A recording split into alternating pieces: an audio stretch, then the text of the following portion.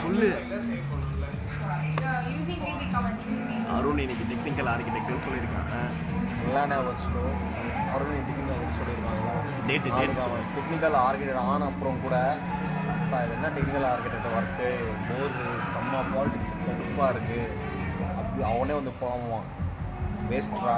Example, நம்ம வந்து வேலை இல்லாத நாளில் வந்து அருண் இன்ஃபோசிஸில் ஜாயின் பண்ணி எவ்வளோ பெருமை பண்ணான்.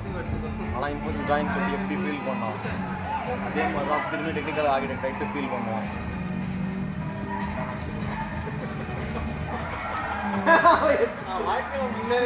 யார் அந்த அருண்? தலப்பாக்கத்தில் இருக்க அருண். ஏய் ஏன்டி நீ வர்த்தி எங்கா